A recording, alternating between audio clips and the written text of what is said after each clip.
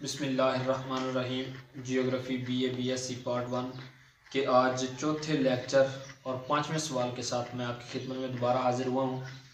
मैं जामिया तबी जियोग्राफिया इफ्तिखार अकरम चौधरी की बुक से ये आपको सवाल पढ़ाता हूँ। आज का सवाल है हमारा ज़मीन की जिसामत, ज़मीन की शक्ल कैसी है और इसकी जिसामत कितनी बड़ी है। तो इस सवाल में मैं आपको इंशाल्लाह कुछ तरीके भी ऐसे बताऊंगा जिसकी मदद से आप इस सवाल को बहुत जल्दी और रट्टे की मदद से नहीं, मतलब कंसेप्ट क्लियर करके आसानी से याद कर लेंगे। और दूसरा आपको एक अहम बात भी बताना चाहता हूँ, वो मैं सवाल के आखिर पे आपको बताऊंगा। चलिए हम सवाल को शुरू करते हैं। तो ज़मीन की शक्ल के बारे में आ जाते हैं जी। आपने किसी बच्चे से भी अगर आप ये सवाल पूछ लें कि ज़मीन कैसी है, तो वो आपको बता देगा कि ज़मीन गोल है। क्या वाकई ज़मीन गोल है? इसके मुतल्लिक आज हम पढ़ने जा रहे हैं। जिस तरह ज़मीन की इब्तिदा का मसला हमेशा से मौजू बहस चले आ रहा है, इसी तरह ज़मीन की शक्ल के मुतल्लिक में मुख्तलिफ क़ियास आराइयाँ की जाती हैं। कदीम अबरानी और बाबल के रहने वाले ज़मीन को एक महराबी शक्ल तस्वर करते थे। ये सब उनका ख्याल था कि जो आसमान है उसकी वो एक संदूक की तरह की कोई चीज़ है जिसकी खिड़कियों से बारिश होती है। लेकिन ये यूनानी थे 640 कबल मसीह में। ये यूनानी सबसे पहले वो लोग थे जिन्होंने क्या सराइयाँ करते हुए ज़मीन को एक गेंद की शक्ल करार दिया था। अरस्तु और ये जो अफलातून थे ये भी यूनानी थे। तो इन्होंने सबसे पहले क्या सराइयाँ करते हुए इस बात पर पहुँचे थे कि ज़मीन की शक्ल जो है वो एक गेंद की तरह यानी गोल है। बाद में जो सर आइजक न्यूटन थे साइंसदान, उन्होंने इस चीज़ को सच साबित किया। अलबत्ता क्या ज़मीन वाकई गोल है? तो ज़मीन बिल्कुल गोल नहीं है। ज़मीन की शक्ल एक जियोड की तरह है, मतलब ज़मीन जो है ख़त्ते इस्तिवा पर थोड़ी सी फैली हुई है और कुतबैन पर थोड़ी सी अंदर की तरफ धंसी हुई है। मतलब ज़मीन की शक्ल बेज़वी टाइप है। मतलब ये कोई चीज़ है, मतलब मेरे सामने ये वाला हो गया दायरा गोल। अगर इस दायरे को अगर हम ना माने, इस दायरे को थोड़ा सा लंबा कर लें, यहाँ से इतना लंबा इधर चले जाएं और इतना लंबा इधर वापस ले आएँ, तो फिर ये क्या हो जाएगा? ये बेज़वी हो जाएगा। तो ज़मीन की शक्ल इस तरह की है। ज़मीन का जो मुहीत है वो ख़त्ते इस्तिवा पर जो है 40,057 किलोमीटर या माइल, हाँ किलोमीटर, और कुतबैन पर 40,009 किलोमीटर है। यानी 48 किलोमीटर का फ़र्क है कुतबैन और ख़त्ते इस्तिवा पर। कुतबैन पर 48 किलोमीटर कम और ख़त्ते इस्तिवा पर 48 किलोमीटर ज़्यादा है। मतलब ज़मीन अगर जो है ज़मीन का जो मुहीत है वो ख़त्ते इस्तिवा और कुतबैन पर बराबर होता तो ज़मीन की शक्ल बिल्कुल गोल होना थी। तो ज़मीन की जो अगर गुलाई है, मतलब इस तरह की, फिर भी अलमुक्सर जियोड है यानी बेज़वी है, लेकिन फिर भी गोल की तरह की है। यानी इस तरह नहीं है कि चिपटी नहीं है, पूरी ज़मीन एक तरह की नहीं है, एक मैदान की तरह नहीं है। तो इस चीज़ की गुलाई के मुतालिक जो सबूत हैं वो दर्ज झैल हैं। इसमें जी दुनिया के गिर्द बहरी सफ़र है, बहरी या हवाई सफ़र है, फिर गोल उफ़क़, बहरी जहाज़ का नज़र आना, सूरज का तलू ग़ुरूब होना, चांद ग्रहण, दूसरे इजराम फल्की, डॉक्टर A.R. वेल्स का नज़रिया और खलाई तस्वीर। ये मतलब गुलाई के मतलब जो 8 सबूत हैं, इसमें से जो एक सबूत है ना डॉक्टर A.R. वेल्स का नज़रिया तजर्बा जो है वो थोड़ा सा मुझे रॉन्ग नज़र आता है। वो बाद में आपको सवाल के एंड पे जवाब के, मतलब इस सवाल के एंड पे वो मैं आपको बता दूंगा कि इस वजह से ये मुझे ठीक नज़र नहीं आता, इसको आप निकाल सकते हैं। तो ज़मीन की गुलाई के मतलब हम सबूतों पर आ जाते हैं। तो पहला सबूत है जी दुनिया के गिर्द बहरी सफ़र। बिल्कुल ये बात सही है। ये हमारे एक साइंसदान थे जिनका नाम था इब्ने बतूता। उन्होंने ज़मीन का, पूरी ज़मीन का मतलब जो है ना वो चक्कर लगाया था घूम के। तो वो जहाँ से चले थे वहीं पे आकर रुक गए थे। तो इसका उन्होंने ये सबसे पहले उन्होंने ये बताया था कि ज़मीन जो है वो गोल है, मतलब प्रैक्टिकली उन्होंने प्रूव किया था। हाँ, अगर आप भी ऐसे करना चाहते हैं, मतलब कोई भी शख्स अगर एक दुनिया का किसी एक कोने से चलना शुरू कर दे और वो किसी एक रुख मतलब सफ़र करता रहे, तो कुछ दिनों बाद, महीनों या सालों बाद वो उसी मकाम पर आकर खड़ा हो जाएगा जहाँ से उसने सफ़र शुरू किया था। मतलब ज़मीन को ख़त्म नहीं कर पाएगा। ये किस चीज़ का बड़ा सबूत है? ये ज़मीन की गुलाई का सबसे बड़ा सबूत है। दूसरा नज़रिया जी दुनिया के गिर्द ये बहरी सफ़र पहला, फिर गोल उफ़क़। अगर आप आसमान की तरफ नज़र दौड़ाएं तो ऐसा महसूस होता है कि हर तरफ ज़मीन, आसमान जो है ज़मीन के साथ चिपका हुआ है। तो ये मतलब हमें गोल सा नज़र आता है। इसकी वजह क्या है? चाहे बुलंदी पे आप चढ़ के देख लें, चाहे आप मतलब पस्त जगह से देखें, तो गोल उफ़क़ क्यों नज़र आता है? ये भी ज़मीन की गुलाई की वजह से है। तीसरी चीज़ है जी बहरी जहाज़ का नज़र आना। आप अगर कभी समंदर पे गए हूँ, मैं गया हूँ कराची, मैंने जाके देखा है, ये मेरा तजर्बा है, प्रैक्टिकली भी मैंने इस चीज़ को देखा है।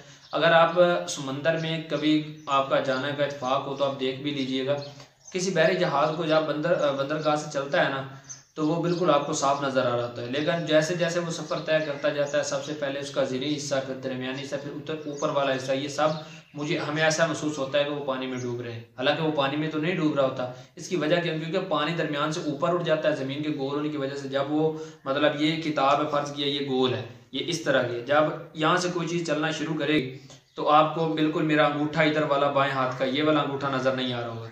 तो यहाँ से अगर कोई चीज़ चलना शुरू होगी, ये मेरी उंगली है, तो ये यहाँ से आपको बिल्कुल साफ नज़र आएगी, यहाँ तक भी साफ। जब यहाँ से इधर जाना शुरू होगी तो ये उंगली आस्ता आस्ता गैब हो जाएगी। इसी तरह समंदर में वो बहरी जहाज जो है वो आस्ता आस्ता गैब होना शुरू हो जाता है। और इसकी बड़ी वजह यही है कि ज़मीन की गोलाई के मुतालिक ये बहुत बड़ा सबूत है। फिर इसके बाद ये 3 सबूत हो गए। फिर चौथा सबूत है जी सूरज का तलू और ग़ुरूब होना। आपको पता होगा कि जब पाकिस्तान में दिन के 11 या 12 बज रहे होते हैं, या सुबह के 9 या 10 बज रहे होते हैं, तो अमेरिका में उस वक्त रात के 11, 12 या 9, 10 बज रहे होते हैं। मतलब इतना 12 घंटे हम आगे होते हैं या वो पीछे होते हैं। अगर ज़मीन गोल नहीं है, मतलब चिपटी है, सारी ज़मीन बराबर है, तो सूरज तो पूरी दुनिया पर एक ही वक्त निकले और एक ही वक्त ग़ुरूब हो। दुनिया में ये टाइम का निज़ाम अदल बदल ना हो। ये ज़मीन की गोलाई की ये भी एक बहुत बड़ा सबूत है कि सूरज का तलू होना है और ग़ुरूब होना मुख्तलिफ जगहों पर मुख्तलिफ है। इसकी वजह क्या है? ज़मीन का गोल होना है। फिर उसके बाद है जी चांद ग्रहण। आपने कभी चांद ग्रहण अगर देखा हो, जब ज़मीन सूरज और चांद के दरमियान आ जाती है तो ज़मीन का जो अक्स चांद पे पड़ता है वो या तो मतलब एक हिलाल नमा चांद की तरह होता है, या चांद पूरे के ऊपर गोल तरह का वो चक्कर लगाता है। क्योंकि जो इस चीज़ का सबूत है कि ज़मीन पर जो सूरज का अक्स पड़ रहा है और ज़मीन दरमियान में आ गई है सूरज और चांद के, और ज़मीन का अक्स जो चांद पे पड़ रहा है वो गोल नज़र आता है। इसकी वजह क्या? ये भी किस चीज़ के मुतालिक सबूत है? ज़मीन की गोलाई के मुतालिक। फिर दूसरा इजराम फल्की, मतलब आप रात के वक्त आसमान पर सितारों को देखते हैं। अगर आप दूरबीन से इन सितारों को देखेंगे तो आपको यकीनन ये कोनों वाले सितारे नज़र नहीं आएंगे, फिर ये गोल नज़र आएंगे। ये कोनों वाले इसलिए नज़र आते हैं कि आपको कभी दूर से किसी रोशनी को देखना तो वो भी आपको कोनों वाले नज़र आएगी, मतलब वो आंखों की चमक की वजह से होता है। तो अगर सितारे गोल हैं तो इसका मतलब दूसरे अगर सियारे ये इजराम फल्की गोल हैं तो हमारी ज़मीन भी गोल होगी। फिर डॉक्टर A.R. वेल्स का तजर्बा, ये आपने नहीं करना, उसकी वजह भी मैं आपको सवाल के एंड में बता दूंगा। अगर आपने करना हो तो कर सकते हैं, लेकिन मैं आपको इसका पहले पढ़ के बता देता हूँ। Doctor A.R. वेल्स ने एक तजर्बा किया था।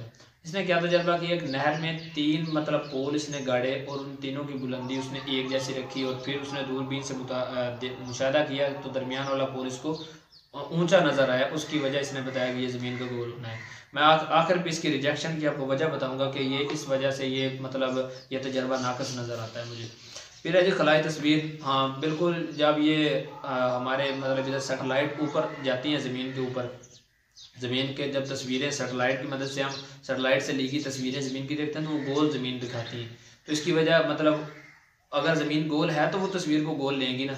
अगर ज़मीन बैजवी मतलब चिपटी हो, बिल्कुल मतलब हमवार हो, तो फिर वो हमवार तस्वीर की मतलब ज़मीन की तस्वीर लेंगी ना। तो ये नज़रियात थे, तजर्बा मतलब ज़मीन की गोलाई के जो थे वो सबूत थे। तो ज़मीन की शक्ल क्या है अब आपको इस्लाहन मैं बता देता हूँ। ये ज़मीन की जो सतह है वो कुतुबैन पर थोड़ी सी पिचकी हुई है और खत्ते इस्तवा पर थोड़ी सी फैली हुई है। मतलब ज़मीन गोल नहीं बल्कि जोड़ की शक्ल है, जिसको हम जोड़ कहते हैं, यानी बैजवी है। अब आ जाते हैं ज़मीन की जिसामत के मुतालिक। तो ज़मीन की जिसामत के मुतालिक एक मिस्री साइंसदान था जिसने एक तजर्बा किया था। उसने क्या तजर्बा किया? उसने ऐन दोपहर के वक़्त जब सूरज स्कंदरिया के मकाम पर मौजूद था, अमूदन वाक़या था, मतलब 90 डिग्री का ज़ाविया बना रहा था। उसने मुशाहिदा किया कि 720 किलोमीटर के फासले पर असवान शहर है, वहाँ पर जो सूरज की बुलंदी का वो ज़ाविया था वो 83 डिग्री था। तो मतलब थोड़ा सा वहाँ पर झुकाव रखता था। उसने मालूम किया कि 720 किलोमीटर को 7 डिग्री मतलब 7 डिग्री मतलब 83 से 90 तक कितने 7 डिग्री का फ़र्क पड़ता है, ज़ाविया बनाती है। तो इस तरह उसने 360 डिग्री मतलब 360 ज़ावियों के लिए फासला जो है वो 360 मतलब डिग्री जो थे उसको मल्टीप्लाई किया 720 के साथ। 720 क्या था? उन दोनों शहरों के दरमियान फासला था, और 7 में तकसीम कर दिया। तो क्या जवाब आया? 37,028 किलोमीटर। मतलब उसने ज़मीन की जिसामत या वो क्या कुतर मापा। बाज़ा की तहकीकात से हिसाब लगाया कि ज़मीन का मुहीत कितना है? 40,225 किलोमीटर है। तो मतलब थोड़ा सा उसका गलत साबित हुआ, लेकिन उसका ये तजर्बा जो था वो साइंसदानों को काफ़ी आगे ले गया ज़मीन की मतलब जिसामत को मापने के बारे में। तो खत्ते इस्तवा पर ज़मीन का कुतर कितना है? मतलब आधा कितना है खत्ते इस्तवा पर? 12,746 किलोमीटर है। शुमाली कुतुबैन से जनूबी कुतुबैन थोड़ा सा कम होकर 12,704.5 किलोमीटर रह जाता है। वो ये वही कि जो ज़मीन थोड़ी सी पिचकी हुई है कुतुबैन से, इसलिए थोड़ा सा कुतुबैन पर थोड़ा सा कम और खत इस्तिवा पर सबसे थोड़ा सा ज़्यादा है। तो हमारा सवाल मुकम्मल हो गया। अब मैं उसके रिजेक्शन की आपको वजह बता देता हूँ। मिसाल आप सिंपल सी बात समझिए, ये मेरे सामने जो किताब है ये फ़र्ज किया उसकी नहर है, जो उसने नहर बनाई थी, और उसके दरमियान ये एक पोल है, एक ये पोल और एक ये पोल है। अगर तो उसने तीनों पोल एक ही बुलंदी पर लगाए थे, तो जहां पर वो बैठा था देखने के लिए, अगर आप भी किसी तरह तजर्बा करके देख लें, तीन मतलब एक ही हाइट की चीज़ें लगाएं, तो ये तो आपकी आंख पे डिसाइड करेगा कि आपने कौन सा चीज़ को, या तो आपको जो पहला पोल जो आपकी तरफ है, मतलब पेंसिल जो मेरी तरफ पहली चीज़ है वो आपको बड़ी नजर आएगी, या फिर अगर आप थोड़ी सी अपनी आंख को बुलंद जाविये पे लेके जाएंगे तो फिर आपको तीनों में से पहला जो है वो सबसे नीचे, दरमियान वाला दरमियान में, और सबसे आखिर वाला ऊपर नजर आएगा, क्योंकि वो आपकी आंख का जाविया आपको बताएगा कि आपने किस मकाम से आप देख रहे हैं। आप बराबरी की सतह से देख रहे हैं, मतलब ये पेंसिल है, ये मतलब मेरी आंख के बिल्कुल सीधे है। अगर मैं अपनी आंख मतलब पेंसिल को नीचे करता अपनी आंख ऊपर होगी तो इससे आगे भी मुझे नजर आना शुरू हो जाएगा, जो आगे नजर आएगा वो मुझे इससे बुलंद नजर आएगा, फिर और नीचे करूंगा अगला वाला बुलंद नजर आएगा। तो ये वाला जो नजरिया है ये थोड़ा सा कमजोर है, इसका जो दलील है वो थोड़ी सी कमजोर है, मतलब ये जमीन की गुलाई का सबूत जो देने वाली चीज है ये थोड़ी सी अच्छी नहीं है। तो ये मतलब मेरी मतलब जो चीज़ें थी वो कंप्लीट हो गई। अब मैं थोड़ा सा वो आपको थोड़े से प्रैक्टिकली चीज़ें बता देता हूँ जिनके ज़रिए आपके इस सवाल को ज़्यादा बेहतर तरीके से याद कर सकते हैं। तो सबसे पहले तो आप ऐसे करें कि अपने अपने हाथ में एक पेंसिल लें, एक रफ रजिस्टर लें, वहाँ पर ज़मीन की शक्ल को थोड़ा सा बैजवी बनाएं। बैजवी बना के थोड़ा सा जब बैजवी बनाएंगे उस पर 3-4 चीज़ों का मार्क कर लें। कुतुबैन के 2 हिस्से, मतलब कुतुब शुमाली और कुतुब जनूबी, और खत इस्तिवा। इसको जब आप कर लेंगे तो आपके जहन में एक नक्शा फिट हो जाएगा ज़मीन का कि बिल्कुल ज़मीन इस तरह की है। जब ज़मीन इस तरह की हो जाएगी फिर आपको इस चीज़ में आसानी बाद में भी कभी भी आपसे कोई ये शख्स आपसे ये सवाल पूछ ले अगर कि ज़मीन की शक्ल कैसी है, तो आपने एक बार जब बनाई होगी तो आपको पता चल जाएगा कि कुतुबैन से थोड़ी सी पिचकी हुई है और खत इस्तिवा पर फैली हुई है, तो इसका मतलब ज़मीन बिल्कुल गोल नहीं बल्कि बैजवी है। और फिर आपके जहन में इसकी लंबाइयाँ भी, मतलब मुहीत भी बड़ा आसानी से याद रहेगा कि मतलब खत इस्तिवा पर इसका मुहीत जो है वो 40,057 है, और जो कुतुबैन पर इसका जो मुहीत है वो 40,007 है। तो इस तरह आपको बल्कि बड़ी आसानी से ये चीज़ याद रहेगी कि कुतुबैन पर इसका जो मुहीत है वो थोड़ा सा कम और खत इस्तिवा पर इसका मुहीत ज़्यादा है। दूसरी चीज़ जो है वो इसको मतलब ये सिकंदरिया वाला, मतलब उसने जो तजर्बा की ज़मीन की जिसामत वाला, तो वो भी आप बड़े आसानी से याद रख सकते हैं कि एक साइंसदान जिसने ये तजर्बा किया था कि सिकंदरिया के मुकाम पर जब सूरज 90 डिग्री का जाविया बना रहा था 720 किलोमीटर के फासले पर वाक़ई एक शहर असवान में, सूरज का जो जाविया था वो कितना था, 83 डिग्री बना रहा था। तो उसने 360 दर्जों, मतलब दायरे के कितने, दायरा जो है वो कितने दर्जों पर मुश्तमिल होता है, वो 360 दर्जों पर मुश्तमिल होता है। उसने 360 को 720 के साथ मल्टीप्लाई करके 90 से 83 के दरमियान जो 7 का फ़र्क था उसको उस पर तकसीम करके उसने ज़मीन का मुहीत माप लिया। तो ये 2 ट्रिक्स थी। आखिर में आपको एक और बात कहना चाहूँगा, एक काम है वो आप सब लोगों के ज़िम्मे है, वो ये कि आपका कोई उसमें मतलब नुकसान नहीं, लेकिन मेरा लाखों का फ़ायदा हो सकता है। आप इस चैनल को सब्सक्राइब कर दें, फ्री ऑफ कास्ट है, आपकी एक मतलब क्लिक से आपको मतलब कोई नुकसान नहीं होने वाला, लेकिन मेरा बहुत ज़्यादा फ़ायदा हो जाता है। तो लेक्चर के हवाले से किसी किस्म का कोई सवाल हो तो वो आप मुझसे पूछ सकते हैं बज़रिया व्हाट्सएप, रात 8 से 10 के दरमियान।